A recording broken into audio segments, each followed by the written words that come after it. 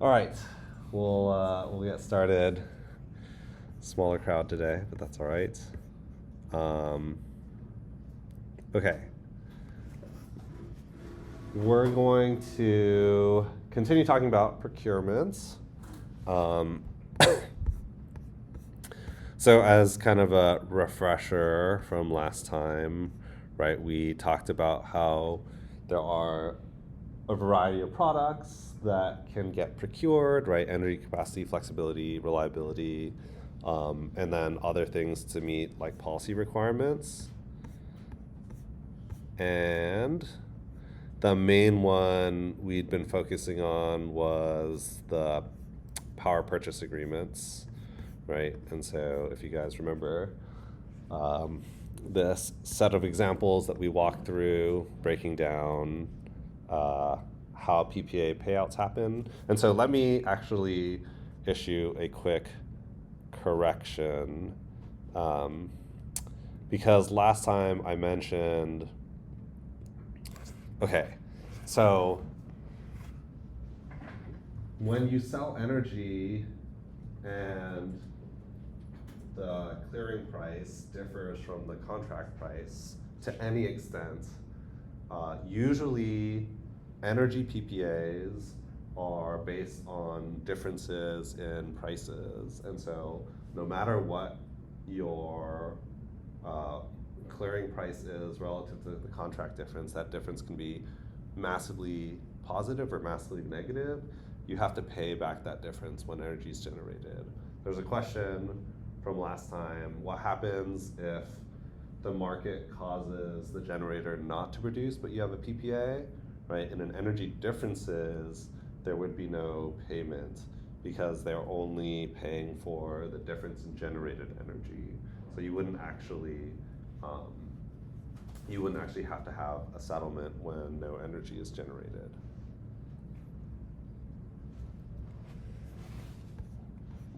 Okay. That's interesting. That's in a scenario where the user was able to get their energy like normal. It'd be like without energy produced, they weren't able to get their energy that they paid for with a PPA. Yeah, but you're only paying for when there's like a difference in that price, right? Ostensibly, the only situations this would ever happen is if the clearing price is lower than, or sorry, if the contract price is lower than the clearing price, right? Otherwise, so in this particular example,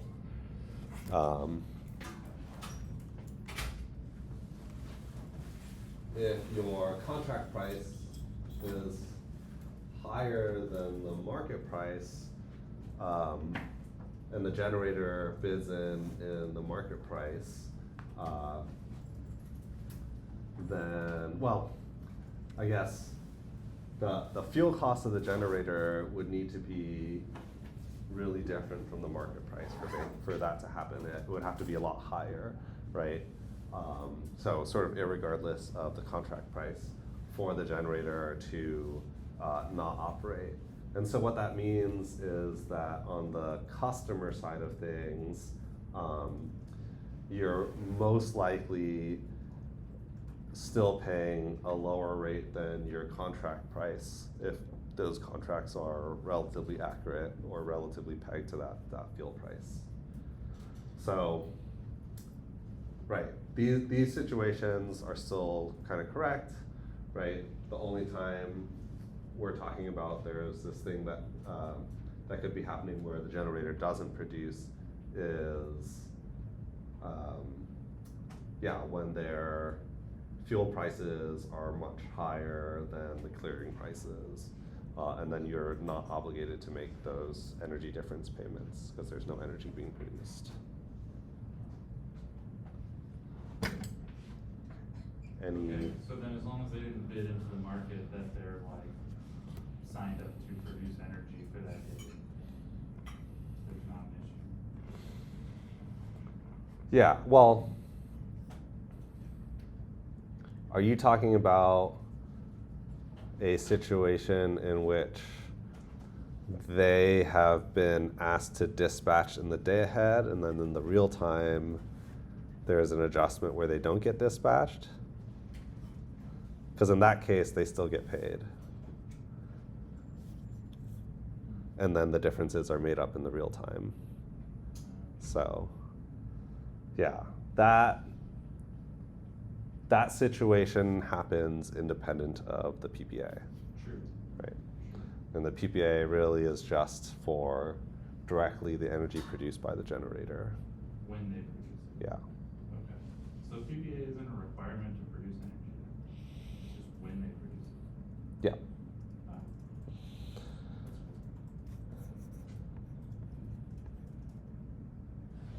Okay, so then where we left off was talking about corporate PPAs, right? And we had that example of UC Davis partaking in a particular type of PPA with Main Street Power. And right, just as a reminder, so when utilities enter into PPAs and when, let's say, individual corporations enter PPAs, the structure of those contracts are typically a little different. Okay, so the corporate PPAs are usually a little bit simpler. They're often energy and attributes only, as opposed to utility PPAs, which often will bundle in resource adequacy. And a lot of the PPAs are used to meet like regulatory obligations, right? And so we talked about this, right? So the utility PPAs, they are going to end up recovering the money from ratepayers, whereas with the corporate individual PPAs, all of that risk is borne directly by the buyer. And so one extra little wrinkle for this PPA conversation that's kind of reflected in the different entities who are purchasing them. We have PPAs that are known as physical PPAs, and then you have PPAs that are known as financial PPAs. So in a physical PPA, energy has to be physically delivered to the grid, and then a utility or marketer, it's called, they sleeve the power, so they act as the entity who essentially sees that electricity and passes it through to a customer. The buyer will still pay retail rates for the consumption of that energy. Whereas a financial PPA is just purely a contract for the differences in the cost of producing that energy. And there isn't actually a requirement for physical delivery, and everything gets settled against wholesale prices. So the buyer, let's say I'm UC Davis, right? I am doing this contract for differences with that solar farm. But it's not like that solar farm is necessarily responsible for making sure that electricity physically goes to UC Davis.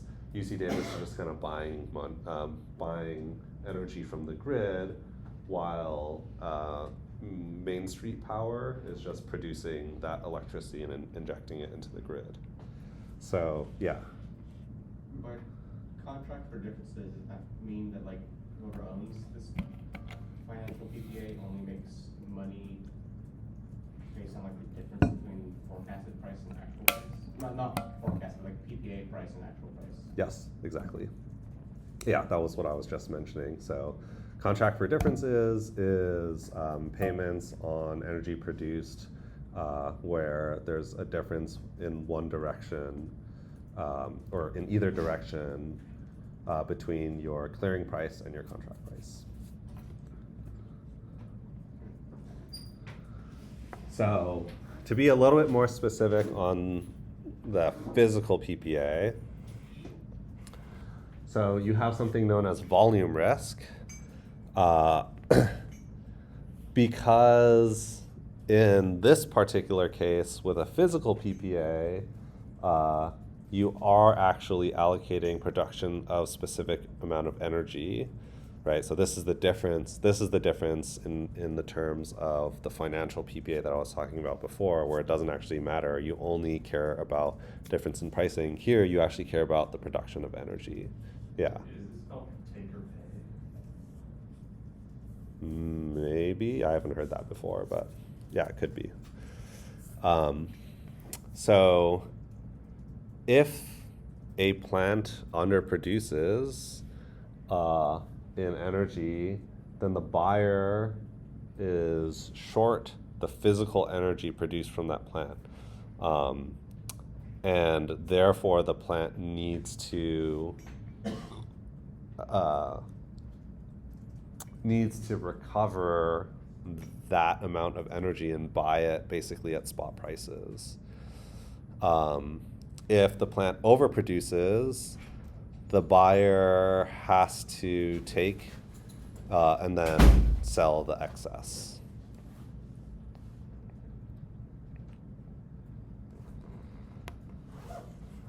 So in terms of scheduling an imbalance, so the sleeving that I was mentioning, that exists to help kind of forecast the production, submit schedules, pay imbalance charges, right? Because the entities who are typically entering into the physical PPA contracts are usually the utilities as a go-between with the customers. And so, because they're not consuming it themselves, this sleeving idea is encompassing all of the stuff that the middleman does.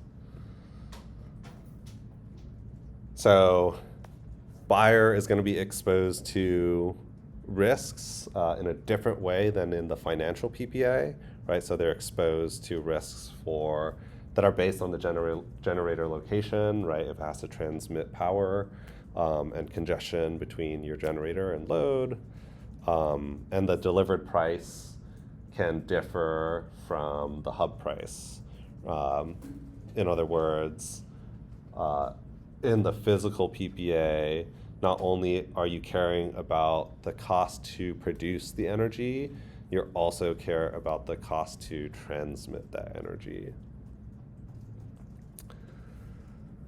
Yeah, and so this is kind of similar to the volume risk, but if the generator is curtailed, buyer, they just don't get that energy and then they have to replace it, right? And so there's no financial protection against that unless that's written into the contract, right? And so if you think of this from the lens of a utility, right, really you're basically saying, oh, I'm entering into a contract where I want guaranteed power from this generator, and I need that power from the generator in order to satisfy load from my customers.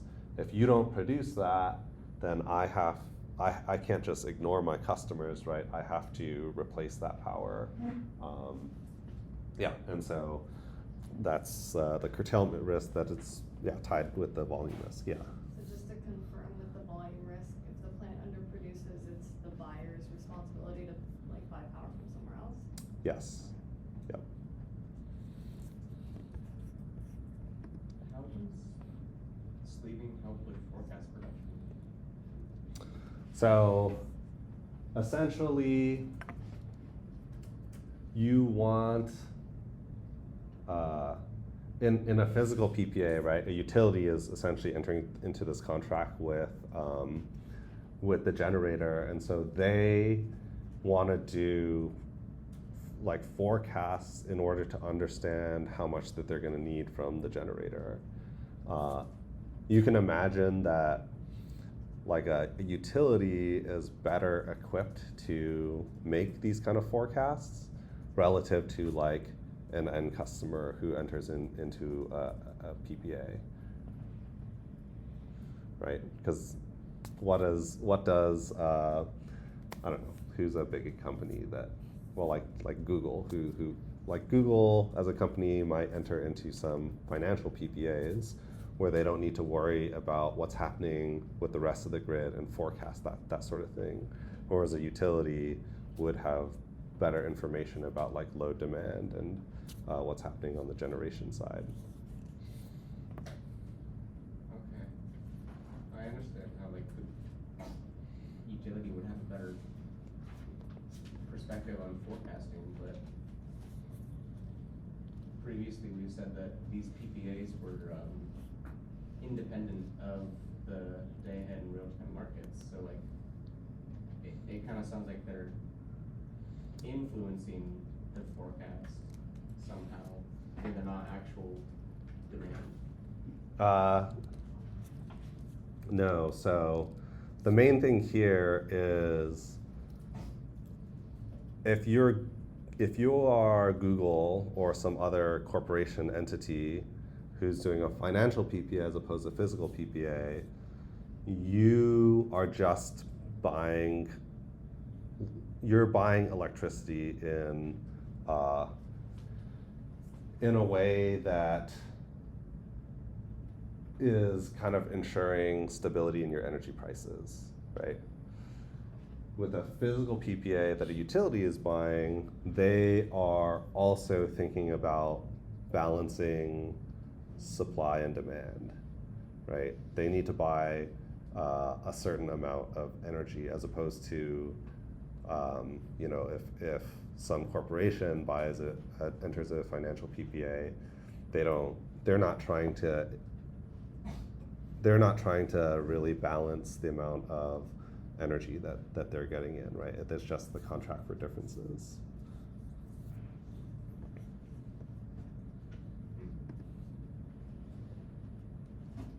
Okay, so we can look at a comparison between these two.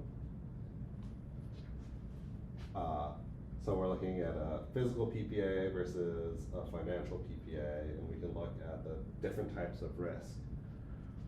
The volume risk, they already have to deal with volume risk, right? Because they're the ones who are purchasing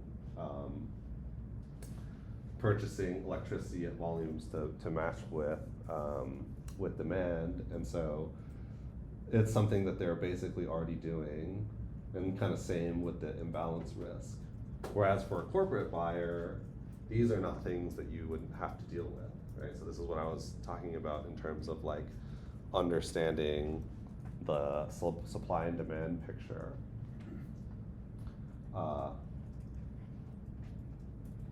There is value in bundling in resource adequacy for physical PPA in the physical PPA side of things, and that helps with obligations for utility to meet its resource adequacy requirements. And then, right, they care about things like reliability, whereas for a corporate buyer, it's pretty rare that they would be entering into a physical PPA. They would be now subject to volume risk and operational risk that they wouldn't have before. And these kind of contracts are relatively complex, right? And so most of the time, corporate buyers are gonna be kind of more in this bucket. Yeah. How does like a financial PPA for a utility have them incur new volume and imbalance risks? Maybe I'm just misinterpreting the table. No, I guess that's not quite right. I would actually say that's more like NA. Like they already have volume and imbalance risk that they're dealing with, and the financial PPA doesn't really add or subtract from that. So yeah, that is incorrect. Good catch.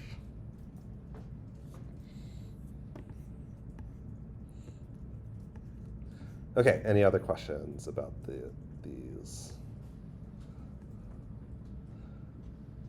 So we talked about this mainstream power PPA already. So let's talk about other instruments besides PPAs that are used for procurement purposes.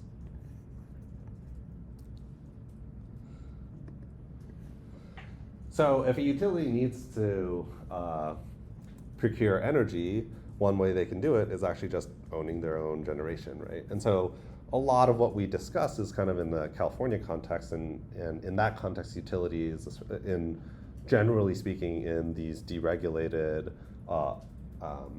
areas, utilities have less ability to own their own generation, right? Because they're forbidden basically from doing so. But in many other places in the country, utilities can, own their own generation.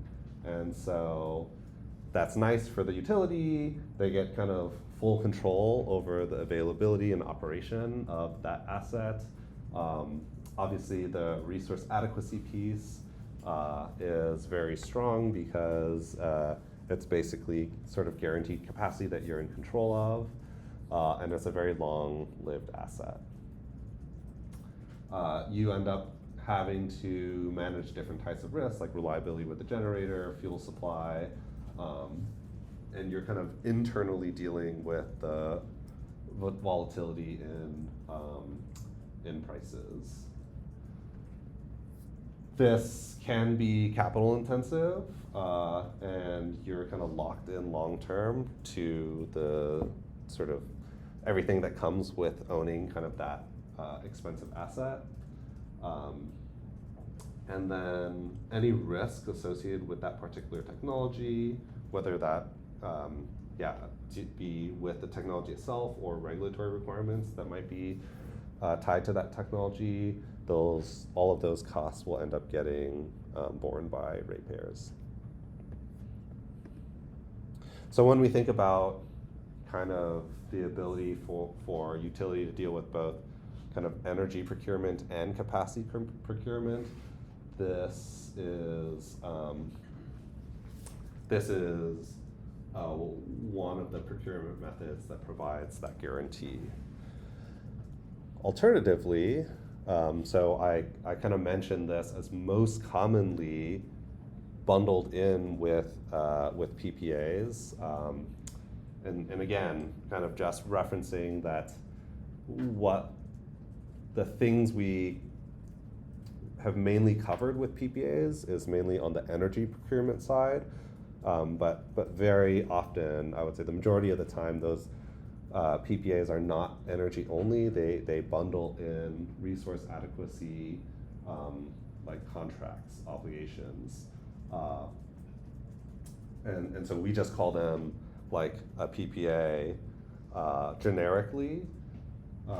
But they can also be separate contracts, right? So you can have RA be kind of its own thing. So these are capacity-only contracts that are used to meet your resource adequacy obligations. They're often annual or seasonal, and you buy capacity, basically. Capacity, the availability of capacity. They have to be deliverable to load, and they may be expected to perform during certain stress events. Okay, yeah, and so what I was mentioning, modern PPAs often bundle these, and we still call them just PPAs.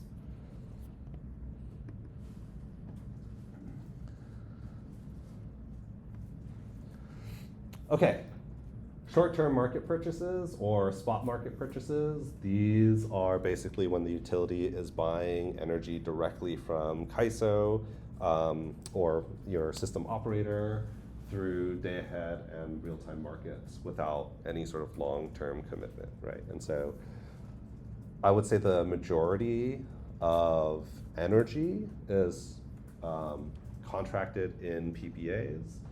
In spot markets, what is the number? I think it's something around like 20% of the energy from the IOUs is purchased in these spot markets.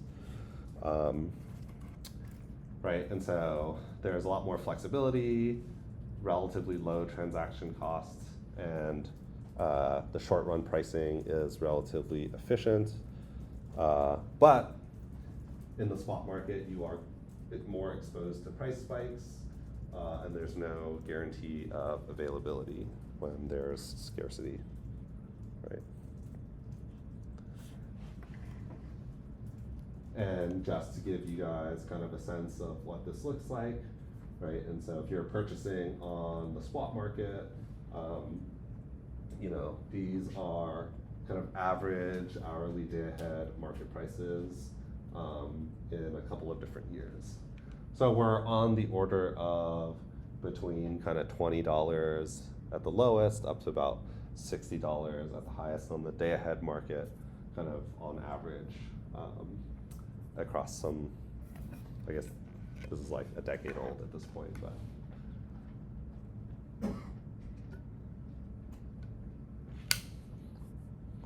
Okay, any questions? Yeah. So the relatively small fraction of power that's bought on the short-term market, Mhm. is that what allows utilities like PG&E to provide, I guess, relatively consistent rates? Like, I mean, you sign up for some, plan, and your prices don't change day to day. Is that a risk that the utility simply accepts, or is that just like available because of all these PPAs? I mean, it's a little bit of both, but remember, there is like a separation between the like costs of this stuff and what the utility pays compared to what the customer pays, and that all plays into that rate design lecture that we covered, right? And so there are different decisions about what things should be fixed versus volumetric and how those are influenced by this stuff.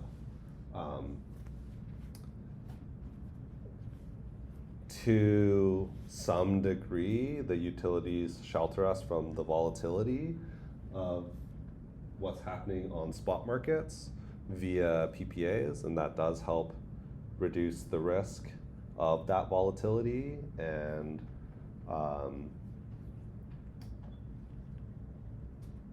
is one of the reasons why we can have more flat rates.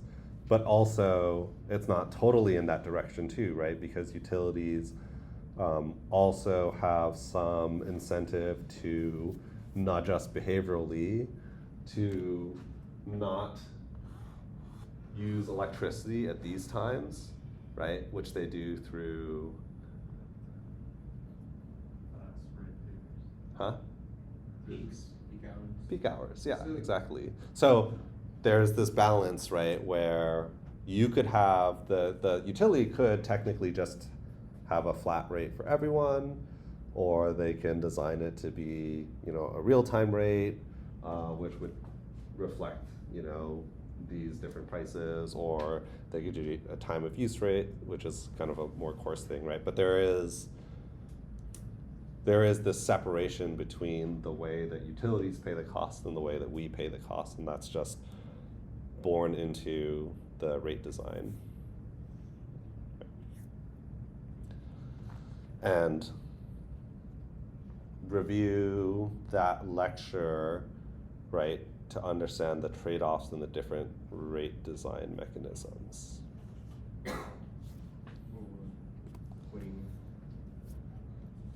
I mean, yeah, so if a utility made everyone pay a fixed rate, they have better revenue stability, right? Because no matter what happens, everyone just pays the same amount of money and they recover that revenue that way. They could choose to make everyone pay volumetrically, which would line up some of the incentives that I was just talking about, right? But there's trade-offs there. So in that lecture, there's a table of kind of trade-offs in the design decisions. Okay, yeah, and so I was mentioning, so in US wholesale markets, about 10 to 30%, depending on which region we're talking about, is transacted through short-term markets, and the rest is covered through longer-term arrangements like PPAs and RA contracts. There's other procurement options. I'm not going to go into these. Some of these are like a little, they kind of go over my head. Financial hedges, storage contracts, demand response and DER contracts. We'll talk about this a little bit more later. But the far and away the sort of important ones to think about are the PPA and the resource adequacy contracts, of which most of those are likely going to be bundled as part of the PPAs.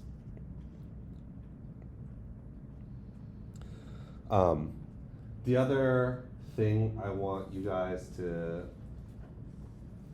be sort of cognizant of are the different time horizons for procurement, right? So short term, these are things that are like the spot market, right? Day ahead and real time prices, short term bilateral energy contracts.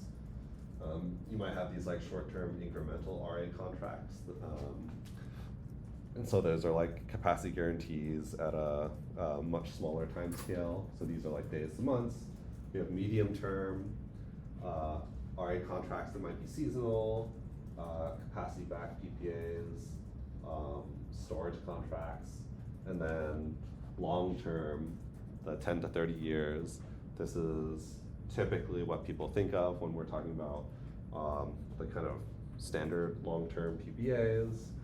We mentioned the utility-owned generation would be something that falls under long-term and sort of long-lived infrastructure investments. Okay, so something like this. I don't know why I made 2 slides on this, but yeah, you have shorter term to longer term, and the types of financial instruments or procurement instruments, sorry, that kind of span that timeline. Okay, any questions? So one example that I said I would get back to, so in the state of California, a lot of their PPAs were tied up with the production of solar capacity energy through these sort of long-term PPAs. And this really helped to comply with renewable portfolios targets. So RPS, I think I've mentioned this before, right? This is a regulatory requirement that a certain percentage of electricity used in California has to be coming from renewable resources, right? And so in order to meet that requirement, a lot of the utilities entered into many long-term PPAs with solar producers. And so this led to this low average energy prices during midday, right? And so we have to meet these RPS requirements, and generally speaking, we have met / exceeded a lot of the energy requirements, but this actually led to other grid issues, right? So our duct curve issues, tight reserve margins during heat waves, high reliance on gas peakers and imports at certain times of the day or the year. And even earlier on, there were some, rolling outage risks.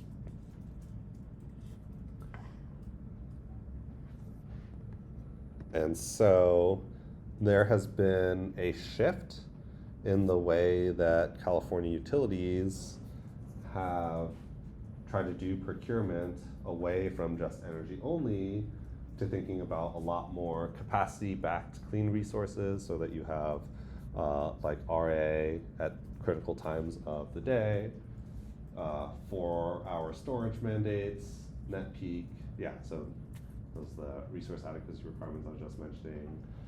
And then also local capacity procurement. So we talked about how local resource adequacy is a thing in California because of constraints in where the energy is produced and transmission congestion. So the procurement picture in California has shifted a lot. And kind of in combination with some of the renewable aggressive policies, they've had to make these kind of shifts,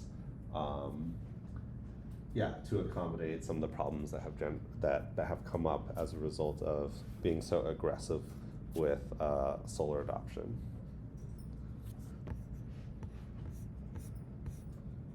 All right, any questions?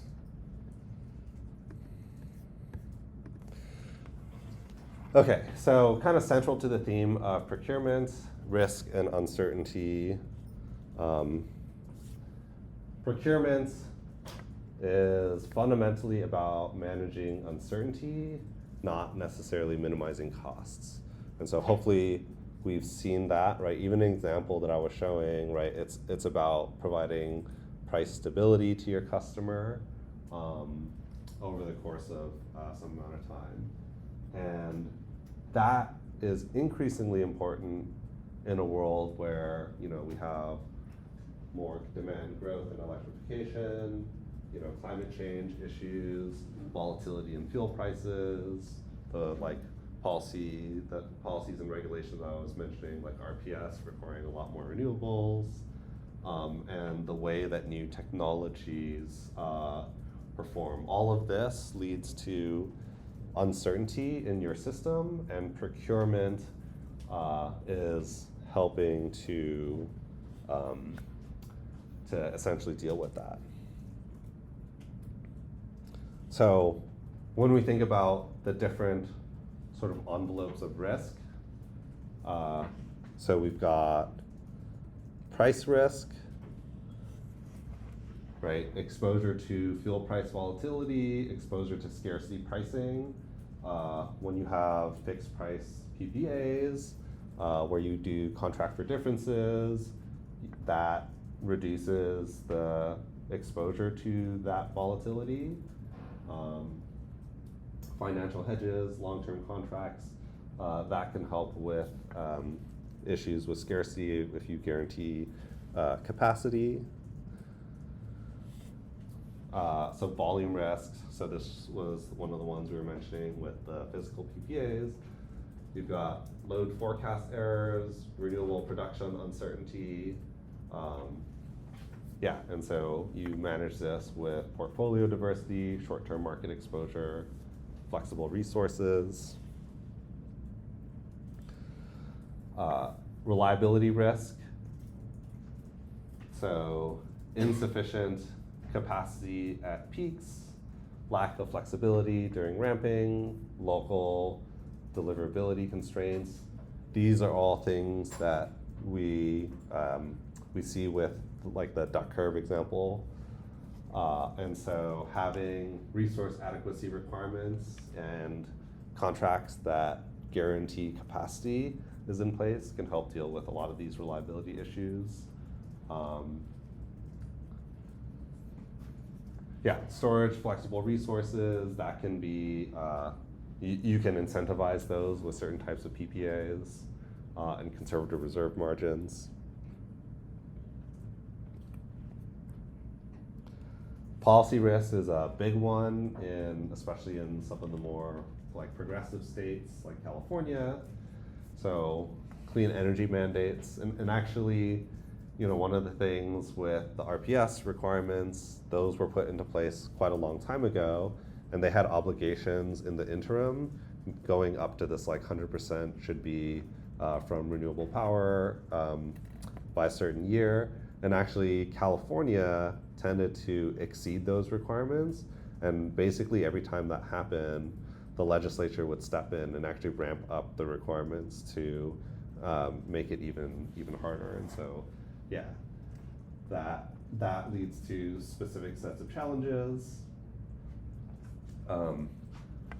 Evolving resource adequacy definitions, we talk about what that looked like statewide, and then having resource adequacy kind of at the local level, emissions compliance requirements. So all of this can be managed with a variety of procurement options. And then, yeah, technology risk with performance, cost uncertainty, stranded assets, long-term contracts, ensure that you have price certainty. And we saw examples of how that can actually induce investment in particular technologies.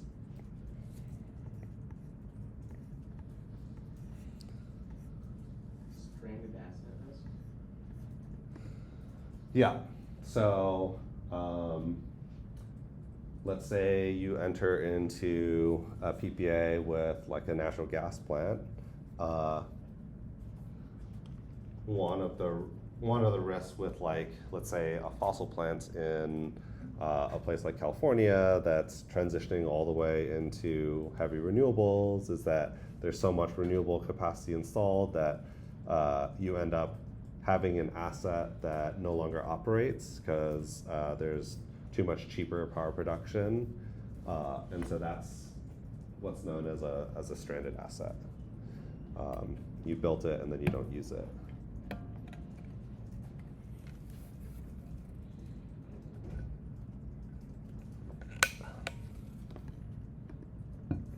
Okay. So, yeah, maybe really quickly, going through kind of the process. It's not like a one-time purchase type of thing. There's an ongoing and iterative process for procurement. You are thinking in very long-term horizons, typically. There's a formal decision-making process. There's a lot of regulatory oversight, right? You could definitely be worried that PPAs could be gamed in certain ways, and so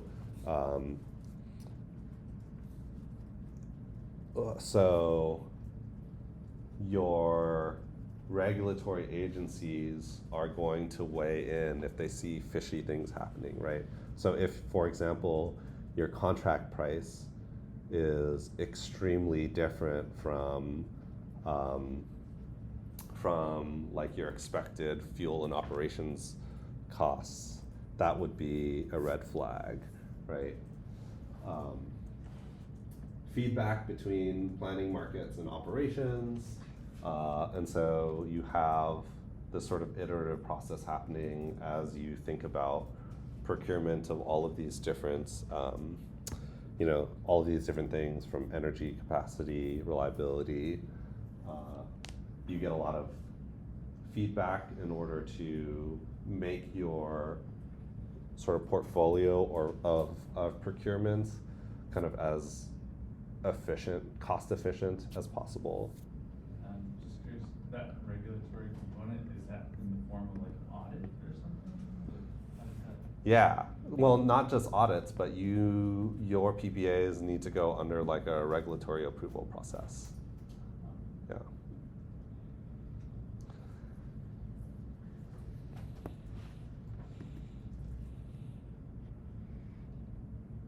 So it's not as simple as, you wanna sign a PPA and they're like, yeah, sure, and you sign it. It's just a third party regulatory. Yeah, because you could have, I guess I haven't really thought about Would the CPUC do that? Yes, yep. I don't know. I haven't actually thought about this that much, but how might you be able to game the system?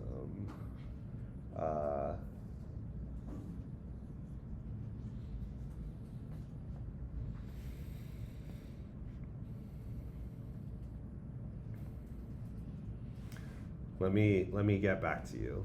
I don't think I could think of like a good example like right off the top of my head. But I'll think of something by next time. I don't know if because the money changes hands, like, so I don't know if it would work, but the only thing I can think of is like, if you're a generator and, you say, oh yeah, power's gonna cost this much to produce, knowing like later on it will be cheaper or something. Yeah. Yeah, that's right. So if you diverge from like forecasts in a really crazy way, yeah, someone might look at that contract and be like, oh, you're about to get ripped off pretty hard, right? Right. Yeah.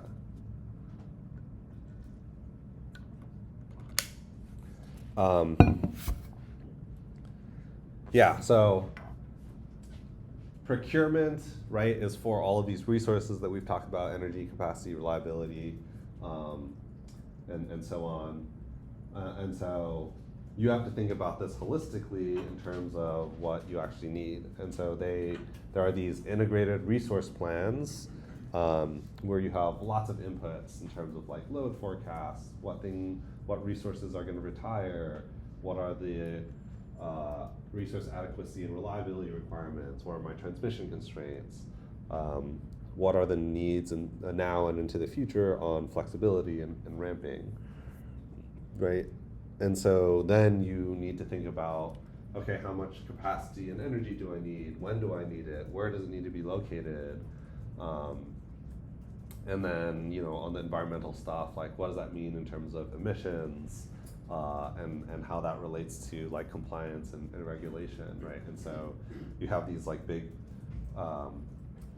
IRPs that can help to understand this stuff so that you know what it is that you need to procure. It's like what utilities use for general rate case stuff? Yeah, it's tied to that stuff, but this is, this is like your long-term planning stuff that will help inform things like procurement. Yeah.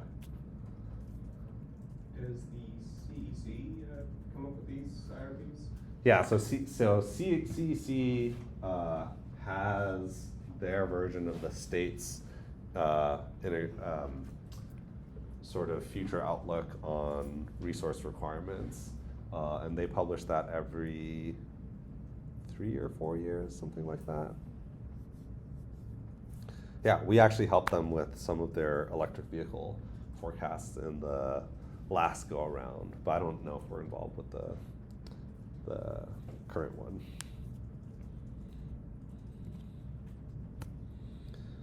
Yeah, so in the process, you have sometimes these solicitations, requests for offers, or competitive solicitations, bilateral negotiations, and these will help the utility kind of understand the landscape in terms of what sorts of resources are out there and what they're offering, so product type, how much of it and when, where it's located, what sort of contract length, and then specific performance requirements that pertain to different technologies.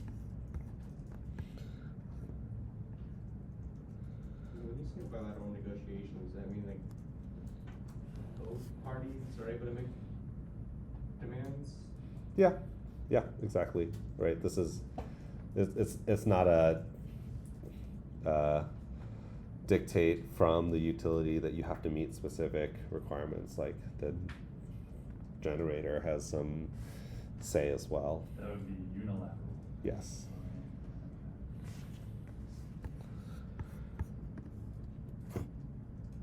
Yeah. So this is just some set of criteria that you might want to think about when you're selecting your portfolio of procurement mechanisms. Yeah, and then the regulatory review part that we were talking about, that oversight. Yeah, there's oversight onto a number of different things, and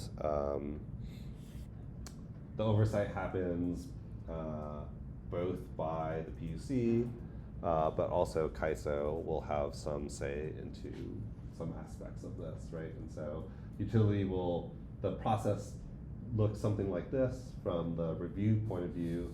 The utility develops an RFP, PUC will review and approve it. Then the utility goes out and does procurements. Yeah. Does CAISO send inspectors to look at generators' facilities?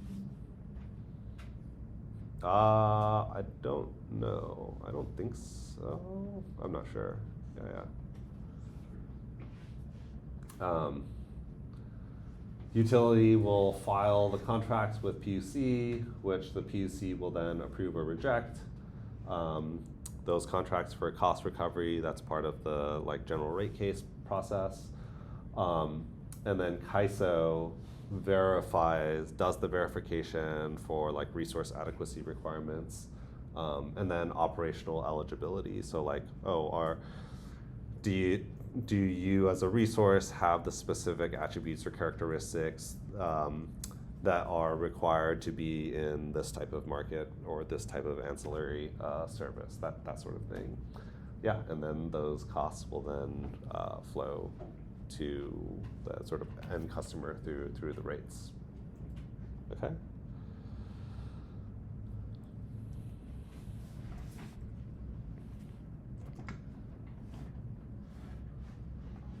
All right, and so that's our procurement lecture. I'll just leave this as reference. I'm not going to go through this. And so this will be a good spot to take a break. So we'll do 5 minutes, and then we'll continue on to our next lecture. Is now an okay time to ask you about homework? Sure, yeah.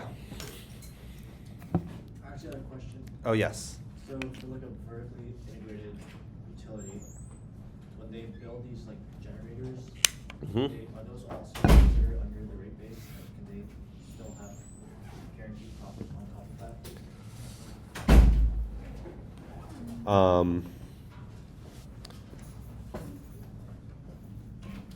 Yeah, so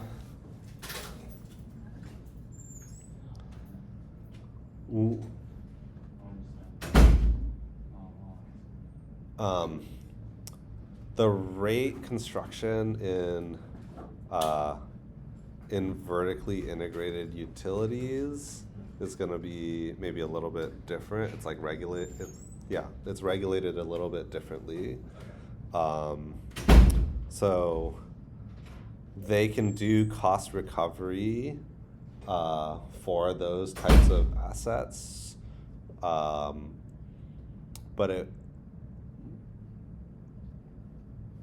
I guess the question is whether or not you get that guaranteed rate of return on those assets. I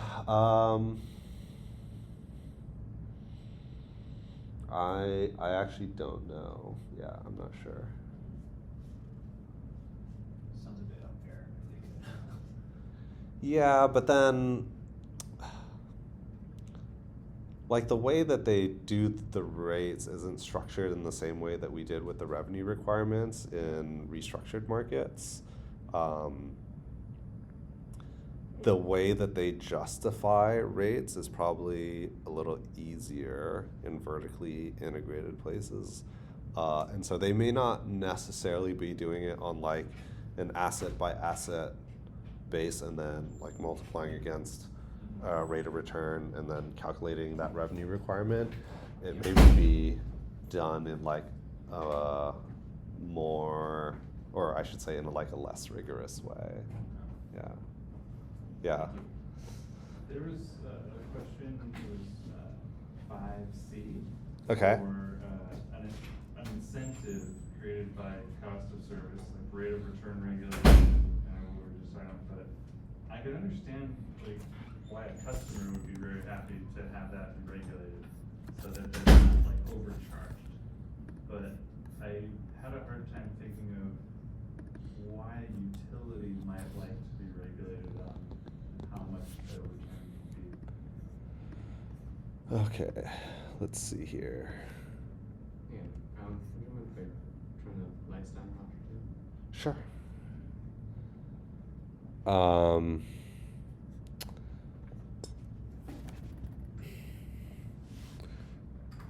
Which question was this? 5C. 5C.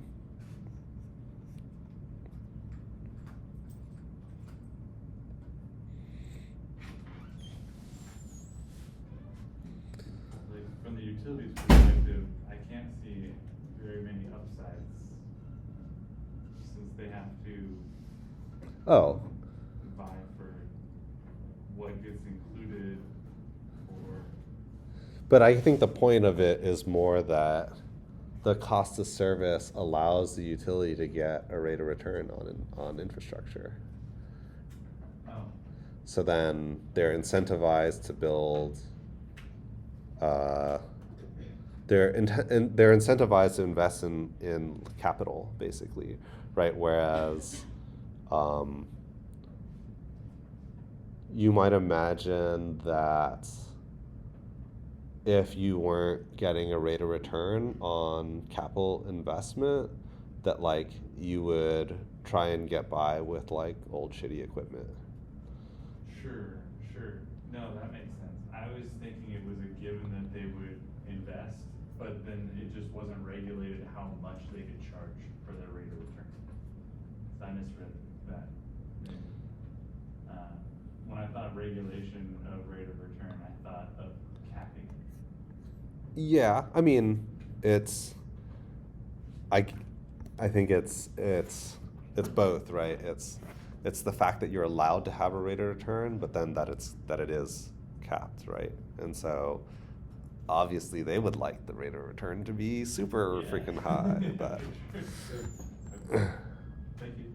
yeah. The fact that regulation exists at all is helpful. I'm not sure I understand that. It's a mechanism to recover their, investment, for infrastructure. Sure, but so Without is it, having the infrastructure. But without it, like, just a genset. It creates a market mechanism to incentivize the utilities to do it. Because you could regulate it yourself and be like, oh, you need this amount of physical infrastructure, but that would be a lot for the agency to have to basically take on the utilities role, basically, right? Okay. I guess the fact that they are providing us with electricity is enough incentive to, like, on its own. Not necessarily, right? I mean, you can actually look at other examples of this in other places in the country where there's a lot less incentive to like upgrade infrastructure. They wait till things break. Yeah, before yeah. they fix it. And you might be behind in terms of like, yeah, and there's some argument of whether this is a good thing or not, but like being at the forefront of like new technology. Yeah.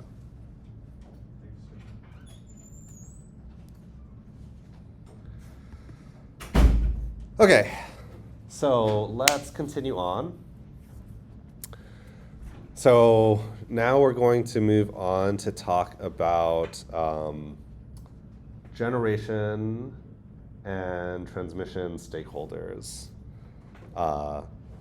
So we've talked about the actual like infrastructure, assets, and equipment, right? We've talked about the stakeholders related to how power gets distributed at the sort of customer end, how the system operator works.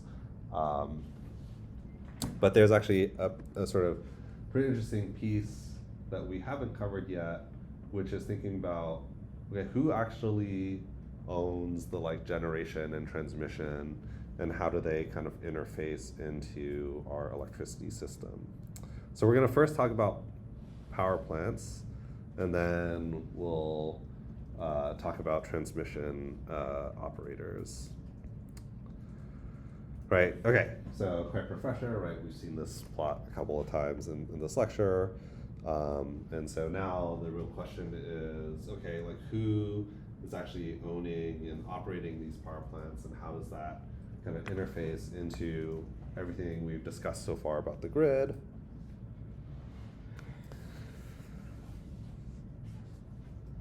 And there's generally two broad models And we actually mentioned this, right, in the, just earlier today with procurements, generators that are owned by the utility themselves. This gets built into your rate base, cost of service, and then merchant generation. These are power plants that are, or generators that are independently owned and then compensated through wholesale markets.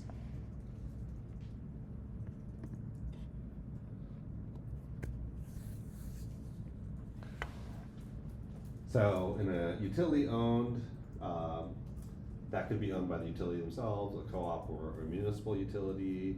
The revenue model, cost of service approved by PUC. So this is what you were asking earlier, right? But then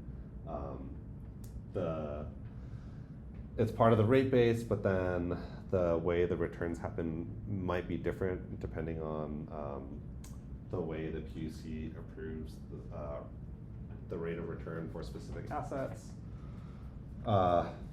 Risk allocation is borne by ratepayers. And some examples of this, like Duke Energy, LEDWP, these are both examples of utilities that own their own generation. Whereas merchant generators are owned by independent power producers, we call these IPPs. And then they don't make money through the utility directly, as in the utility owned model. This is where revenues are just coming in from the market or right from PPAs. And the risk is borne by the owner and operator of that generator.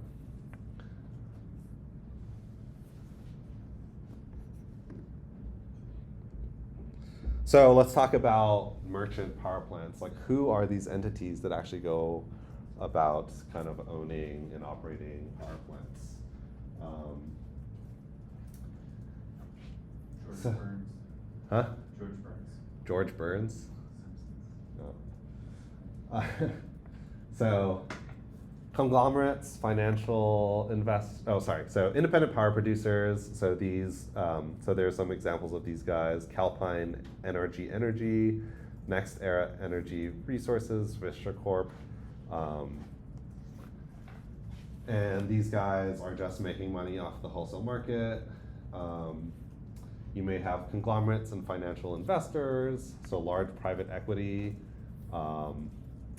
Increasingly, a lot of these guys are buying like utility scale solar and storage projects.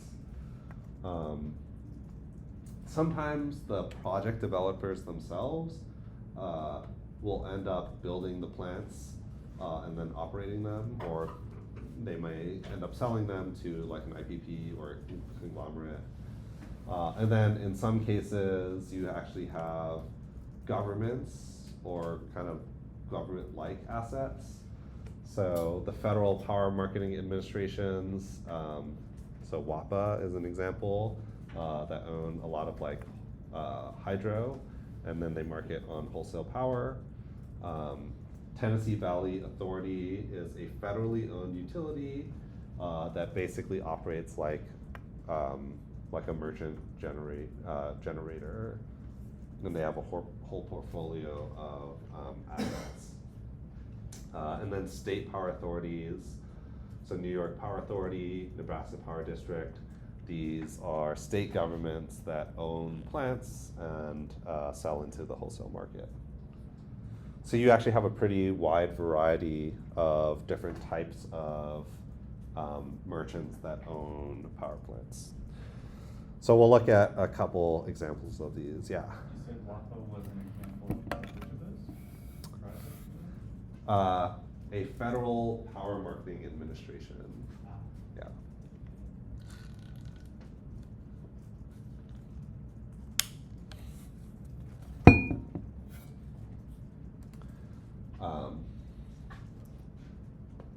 BPA is another pretty large one of these. So that's the Bonneville Power Administration. They operate primarily in the Northwest, and they own a vast quantity of hydro resources in the Pacific Northwest.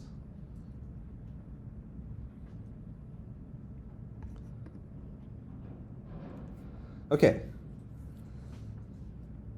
So, an example of an IPP is Calpine.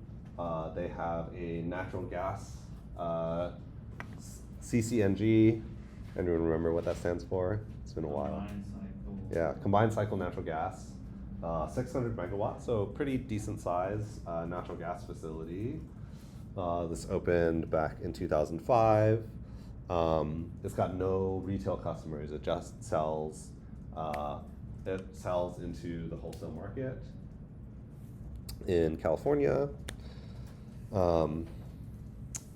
It's got contracts, long-term contracts in PPAs, but can also participate sometimes in spot markets to generate revenue.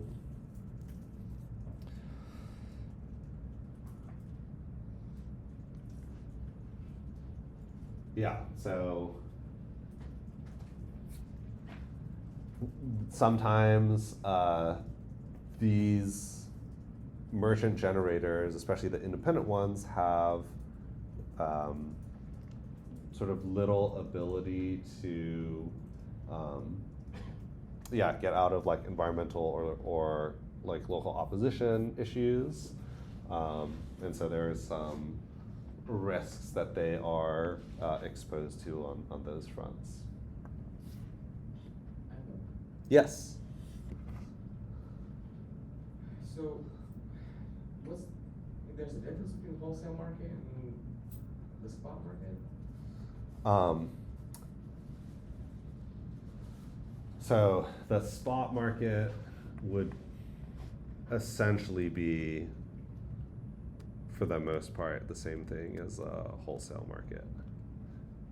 I'm kind of using it interchangeably, but I guess the sometimes I'm making that distinction in terms of,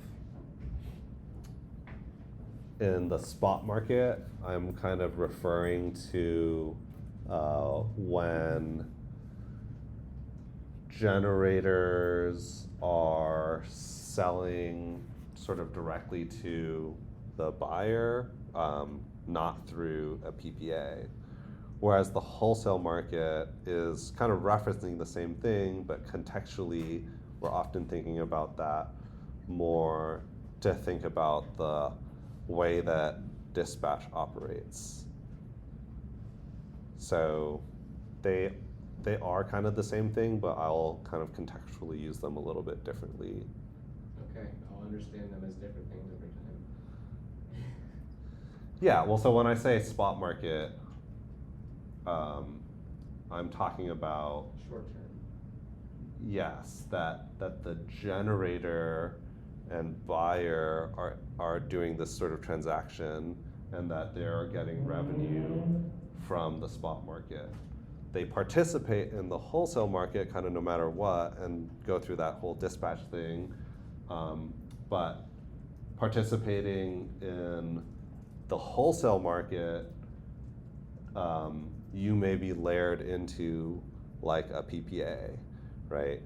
And so your participation in a wholesale market doesn't preclude you from having a contract with someone and making and having this differences only contract with some entity and financially all the things that entail with that. Whereas when I say you're participating in the spot market, I'm kind of explicitly saying, oh, you're actually not doing this PPA thing when you're selling that electricity. Does that make sense? Like wholesale markets like include a bunch of other things, PPAs, but also the spot market. And the spot market is just its own little island in the middle. Yeah, yeah. And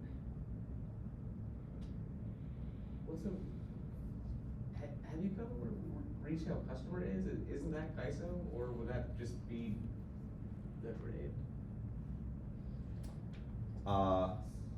So retail customer would be like an end use customer, basically. Like me? Yeah, well, maybe not you personally, but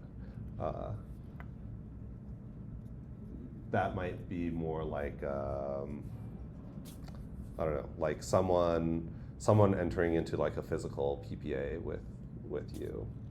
Usually these are just through these are entering into things like with the utility. You're either contracting with the utility or just participating on the spot market.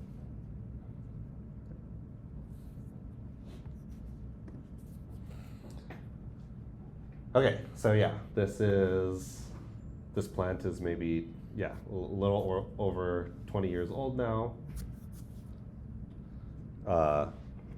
Different type of merchant generator, so owned by private equity, Blackstone. So this is also a CCNG, similar size, 728 megawatts, and kind of similar vintage, opened in the 2000s. Right, the private equity ownership emphasizes financial returns over like long-term integrated planning, and oftentimes these assets are like flipped between different funds, and so Blackstone has cycled through multiple holdings of merchant gas plants,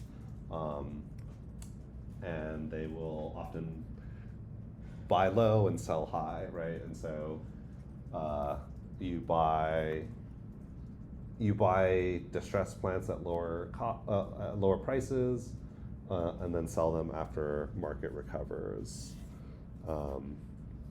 Yeah, and so in itself can raise some questions about reliability. A lot of private equity owned plants sometimes are criticized for under investments in a lot of the maintenance that might be required for a generator compared to like utility owned units. Yeah. Have these ever lumped together into like funds? I'm sure they are. I mean, the like funds can get pretty crazy these well, I mean, not even these days, for a long time, right? So yeah, certainly I would imagine so. Yeah. And then lastly, we have the sort of case of government-owned utilities, so TVA, Tennessee Valley Authority, Cumberland Fossil Plant. This is a ginormous coal plant, right? This is 2.5 gigs. First opened back in the 1970s. So TVA, it's a federally owned corporation, serves about 10 million people. And right, you can see there's this difference in the like philosophy of how these plants are kind of making money and how they're operating.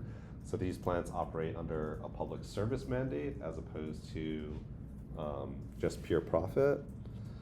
And so what that means is that the decisions are often trying to balance economics with other priorities. And so if you have a local mandate for environmental concerns or decarbonization, that can influence the operation and kind of long-term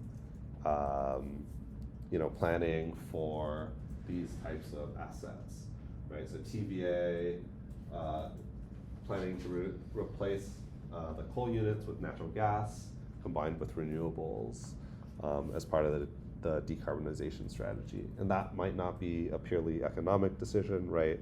That's a decision that if this was owned by a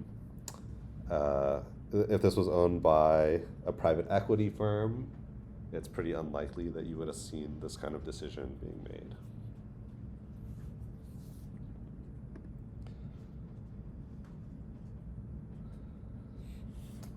Okay, so kind of in the landscape of generators,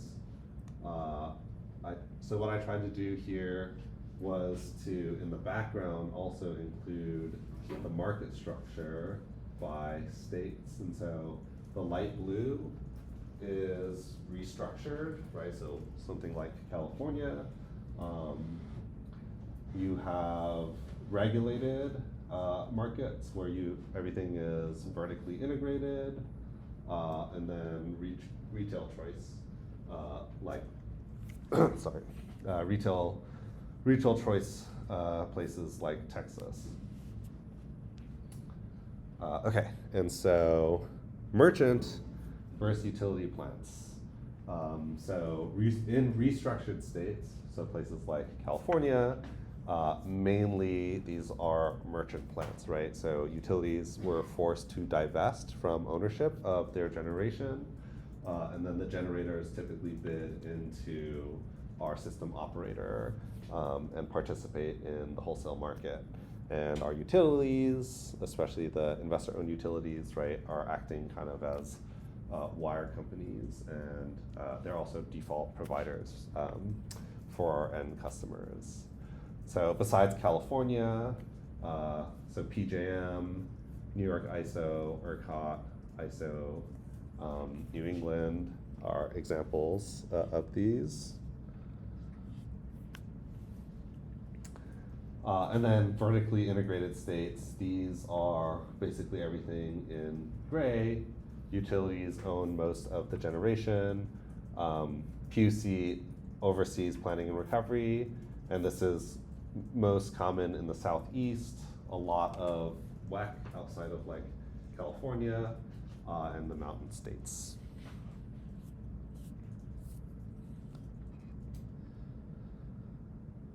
So, yeah, let's talk about merchant plant in a vertically integrated state. So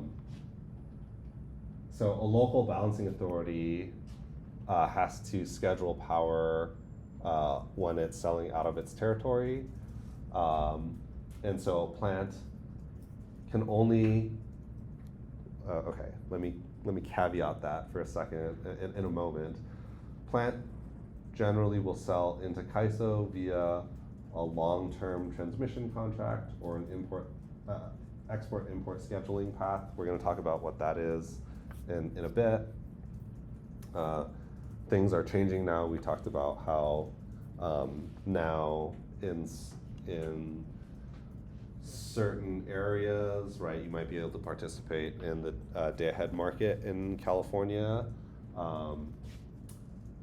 So that might actually be happening outside of long-term contracts, and that's currently is going to be up and running through the EDAM mechanism pretty shortly. So revenue model is like a merchant model, even though this might be, oh yeah, sorry, I mean this is a merchant plant in a vertically integrated state.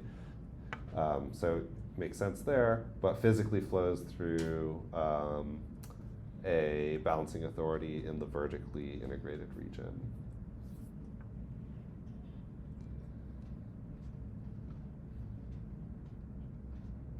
You can have, conversely, utility-owned plants in a restructured state. So a legacy utility-owned nuclear plant in PJM, right? And so even though we are in a restructured market, the utility still owns this particular asset, and then they just dispatch it economically into the wholesale market, and then recover things based on the market revenues. So even though this is utility owned, it's getting operated kind of like a merchant generator and does the rate recovery like a merchant generator. utility doesn't get to just self-dispatch it. They still have to follow the operator's rules and requirements. So, that's the bidding. Yes, yep. And how do we know they're bidding optimal?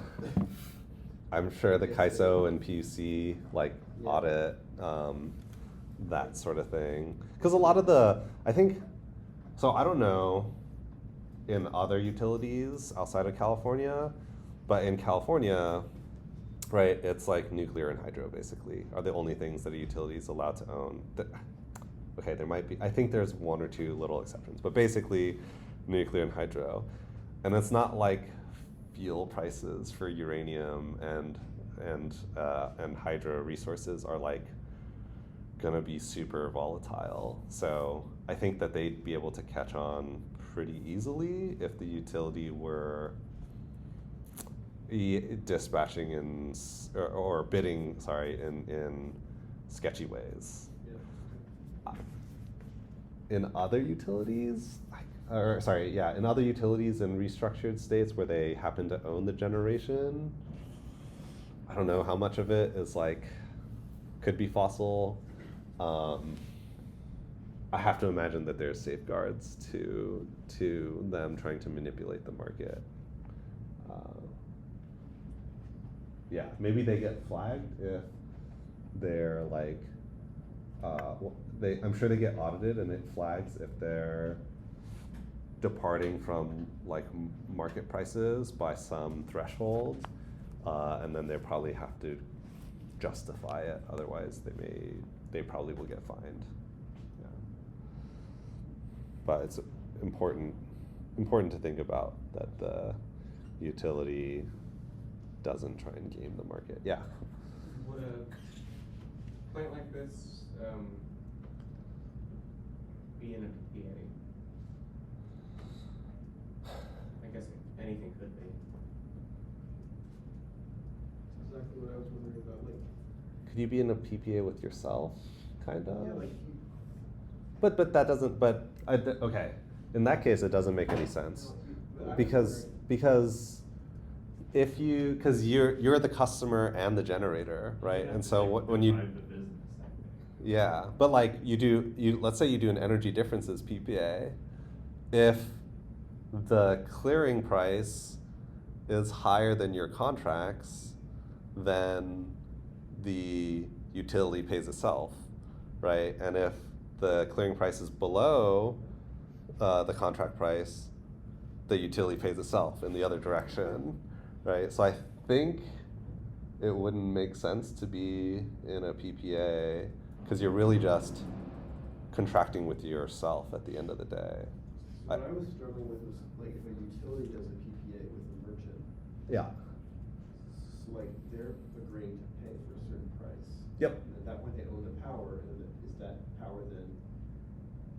power scheduled in the CAISO, or is that just belonging to the utilities outside the CAISO? No, that still goes to CAISO. So, yeah, we talked about this in the last. No. It's good refresher, right?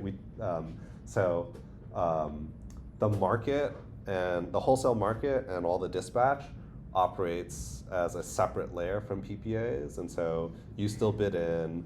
CAISO will pay the generator. The utility pays CAISO, and then the PPA layer does a settlement, but the PPA doesn't affect the way the market is running. There is like a weird side case that can happen, but actually, yeah, I was trying to look into this where. Can you use a PPA to game the market in certain ways? And that only can really happen if the combination of the clearing price, contract price, and your fuel prices is in a specific order. I should have wrote this down, but actually, it would be exceedingly rare for that to happen, and there are like protections against that happening, and that can only happen in certain types of contracts and in fossil units, and typically it's pretty rare for that type of contract to exist for fossil. So yeah, I think generally speaking, people have kind of thought out the different ways that you can kind of game the system. Yeah. Cool. Okay. Anything else?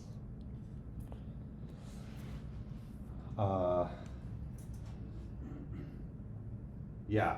So important concept to remember here, and this will come into play when we think about some of the ways that the transmission rules happen. But plants earn revenue according to the contract or market rules of the region that's importing the electricity, not of the model in which the generator sits, right? And so if a generator outside of California is shipping electricity into California, the generator is playing by California's rules and not kind of vice versa. Where is it, which area is it obeying like the environmental regulations of? The place that is, well, it depends. Yeah, the emissions part and the account and the like rules for that can get a little bit wonky. So there are, Like if you want to sell the electricity to the importing region, you might want to follow their rules, but in order to exist at all, you need to follow the rules of where you are. yes. So there might be, for example, a rule that says the electricity consumed in a state has to have some emissions cap or below, in which case the stuff that gets imported in will have to follow that requirement. However, there are also rules that pertain to the operation of like individual generators that might say, oh, you have to be so and so clean, and that would be something that applies to just the general operation of that power plant, whether or not it's operating and shipping electricity to one place or other. So kind of both, and it depends on the regulation.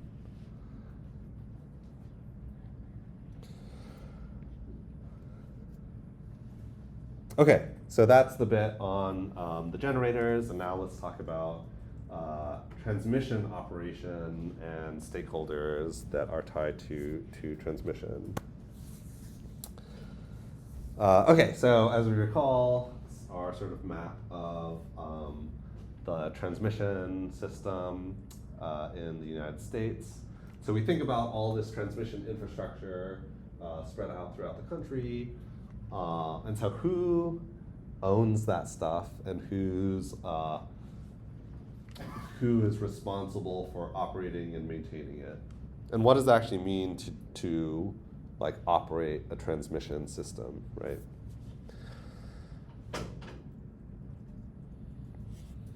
Okay, so, oh, and actually another fundamental question, which is when you own a transmission system, how do you make money?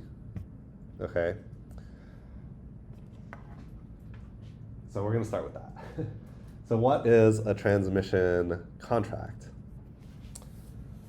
So this is a long-term agreement that grants the right to move power across a transmission path. So this is how you can secure delivery of electricity for generation projects.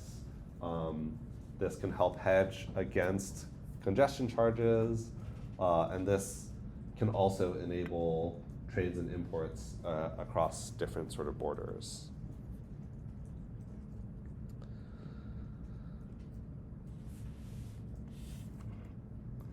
So there's different types of transmission contracts, and we're going to talk about the sort of main two, right? So you have physical rights, and then you have financial transmission rights, known as FTRs. And then there's something called a transmission congestion contract, which is TCC. That's just NYSO. It's basically an FTR. It's basically a long-term FTR. And I believe NYSO is the only one that does these TCCs.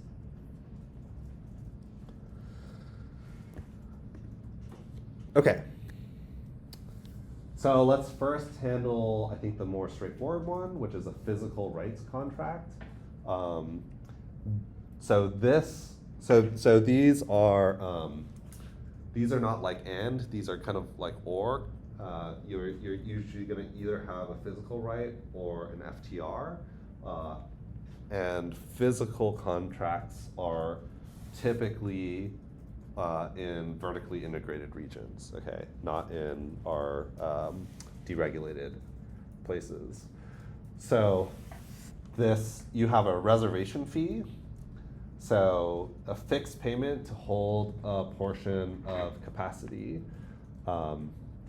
So let's say I am in a vertically integrated utility place, and I am a generator that wants to use a transmission line owned by the vertically integrated utility. I can enter into a physical rights contract where I can reserve some capacity of that transmission line, okay? And that is just a fixed payment, whether or not I use that transmission. There's a second piece of a physical rights contract, sometimes, not always, where you can also have a wheeling charge, which is a per megawatt hour cost when you actually use that transmission line. Okay, so reservation fee is like the capacity piece, wheeling charge is like the energy piece. I pay for the capacity, just that it's there and available for me to use. And then when I actually use it, sometimes I may be assessed a wheeling charge. And so these physical rights contracts are the ways in which someone who builds out this transmission, that transmission owner is able to recover money. Yeah? Why would there be contracts at all in a vertically integrated region? The same owner owns everything, right? Yep. So they may still, so imagine that you're not going to force, like if you're a utility and you own the generator and the transmission out of that, you're not going to force the generator that you own to enter into a contract with yourself to pay this stuff, right? But there may be other generators that you don't own. There may be merchant generators. You may also want to enter physical right contracts into places maybe outside of your balancing area for generators to be able to import and export power. So you're right, your self-owned assets are not going to be entering into contracts with yourself. It's like a railroad, you like want to let someone use your railroad line. Yeah, exactly. How long are these contracts usually? Ooh, I have no idea. I would assume they're going to be fairly long-term. Okay. Yeah. As long as the lines last. Yeah, I mean, well, probably, or as long as your asset lasts, which might be shorter than the lifetime of the transmission line. Okay, so a generator needs to get a transmission contract? Yeah, typically they're the ones who will enter into the contract with the owner of the transmission. Yeah, so that I can actually get my I can use the transmission line to get my electricity out to whatever. Weird. And these fees are like baked into their bids for the whole summer, along with O&M costs and other stuff. Well, so not so okay. Vertically integrated regions, right? So we're not talking about Yeah, no markets, right? So basically the way you would think about this is, okay, I'm a generator, I want to participate in selling electricity to this vertically integrated utility. The utility owns the wires, and so I'm going to enter into a contract for selling the electricity with that utility, and I'll enter into also probably bundled into that contract is these physical rights as well. Yeah, so a lot of the energy sales into vertically integrated regions, not through the market, but through these bilateral contracts.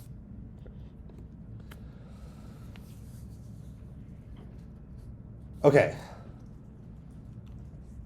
FDRs are more complicated, so I'm going to try and walk through this.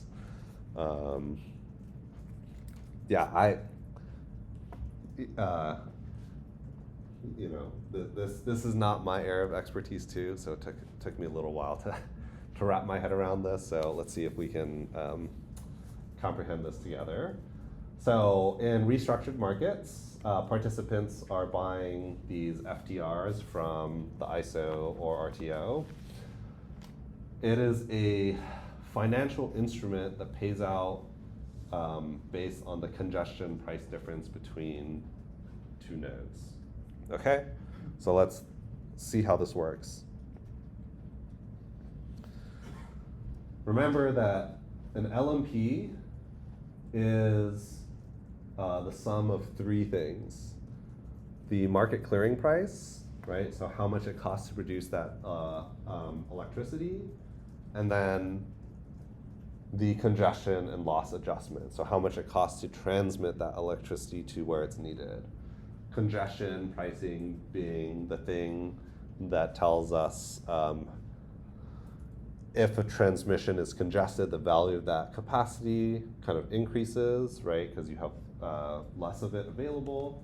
And then the loss adjustment is just power that gets power that's lost in the transmission. Accommodates the efficiency. And so the loss adjustment, if I need X megawatts of power in a particular location, I may have to generate Y amounts of power, where Y is greater than X because of those losses. Right, and so our clearing price is usually most of it on average. This tracks the marginal cost of producing electricity. The congestion adjustment can be on average between 0 to 20% of the LMP, but can spike pretty dramatically, and the loss adjustment is usually the smallest piece. It's like 1 to 5% at most, depending on the distance that it's shipped. Okay, so hopefully everyone has that refresher about LMPs. So now let's think about how does the FTR compensate a load serving entity. So the generator gets paid their local LMP, but loads pay their local LMP, right? And so the generator, so let's say the generator, their local LMP, let's say, is $10, and let's say that the local LMP where the load is being served is $12. Sure. Yes. Good idea. Maybe I should have made this diagram ahead of time, but I like that. so generator and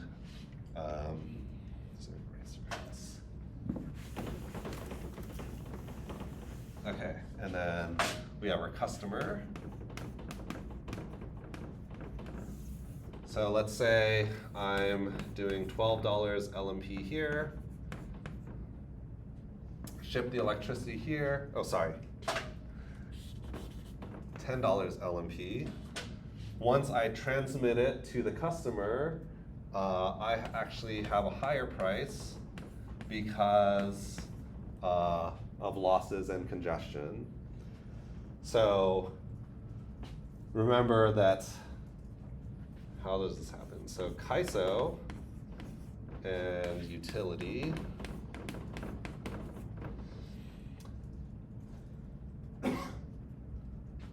so KISO pays the generator $10, but the utility collects $12 from the customer.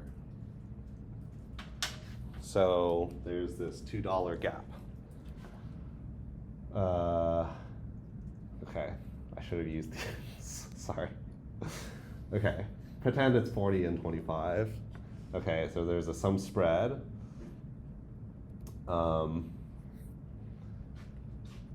basically, that $2 in this example, or the $15 in this example, gets paid out to the transmission operator. Yeah. So this offsets the congestion costs, and then the bilateral deal is made whole.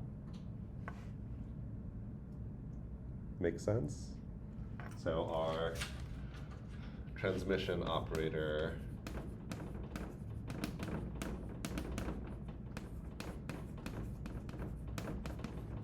they will end up getting paid out this $2 difference like so.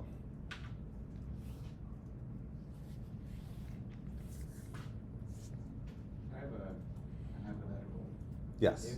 If say the customer doesn't have access to only one generator, say it has access to like a number of generators who might be able to outcompete that $10 generator.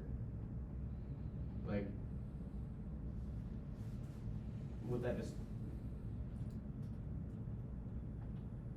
what if they get the power from all of the generators, but just depending on like transmission constraints, mostly from the cheaper ones and some of them from the expensive one?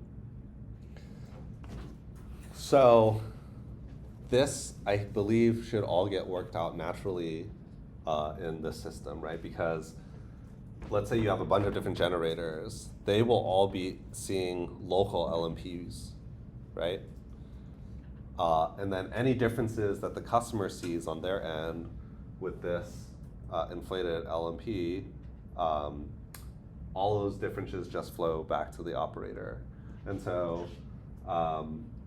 let's say you have a $9 LMP from another generator and an $8 LMP that's also serving the customer from another generator.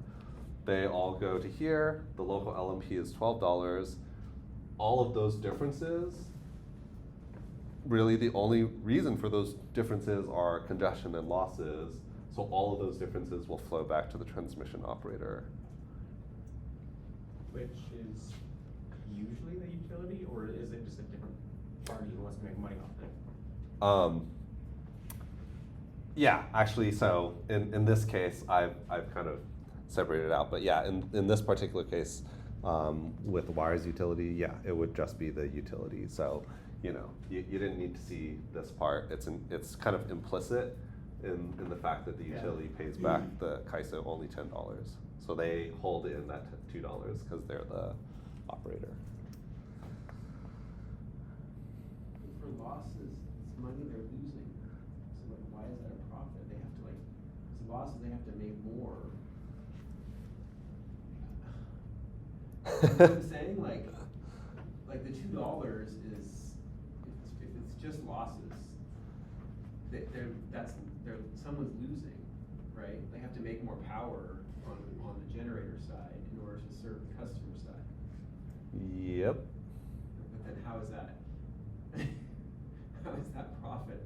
I'm trying to. Still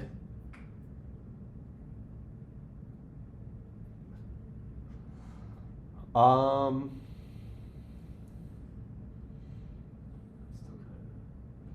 Yeah, so I guess the concept is that it is, it's not so tied to like the physical piece of it as in so much as it's simply a financial mechanism to do recovery for that transmission. Instead of thinking of it as like a power loss that makes money, I would think of it as a proxy for like how much transmission you're using, essentially, right? Because the larger the losses, ostensibly that is tied to you shipping more power in a certain way over the transmission, right? So, yeah, it is a little weird. Yeah, I mean, it is kind of an interesting philosophy. I've actually, yeah, I have some friends who work in different ICEs who've had like debates about this particular topic. I guess somebody could get an FTR that's not necessarily the operator of the transmission system. They could just be, I don't know for what reason, but like betting that there will usually be congestion in a certain direction, and that like they will usually make money off of that.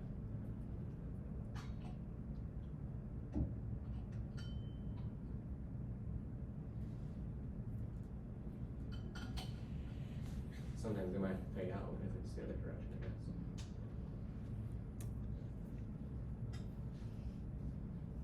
Like, you could definitely make that bet.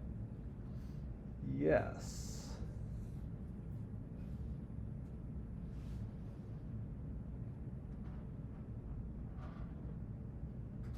Do you know if entities actually do this? Does anyone know?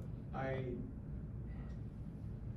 remember when I was trying to tell you about like congestion constraints and how who pays for the cost of that congestion. Yeah.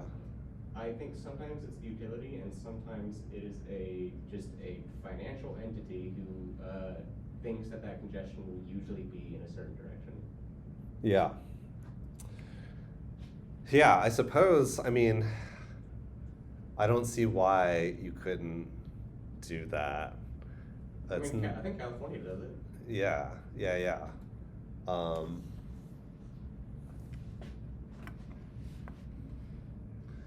And so the implications of that being,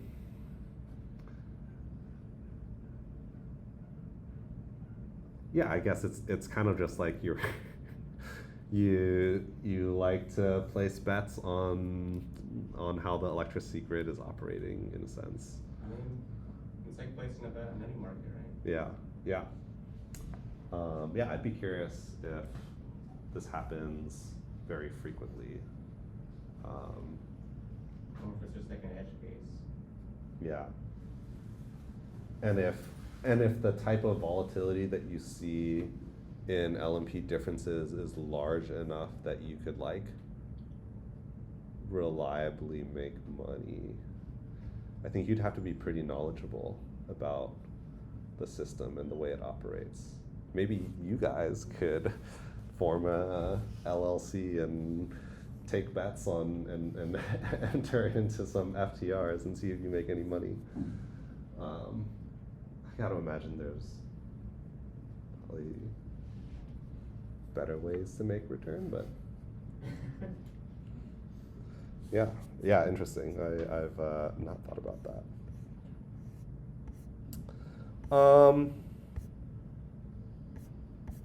Let's end here. I think this is a good place to stop. Yeah, we'll continue talking about some of the nuances of transmission, operation, and ownership. But yeah, let's digest this for today, and then we'll continue on next time. And homeworks are due today, is that right? Yeah. So homework's due today, and then our last homework will be out on Thursday. And I'll see you guys then.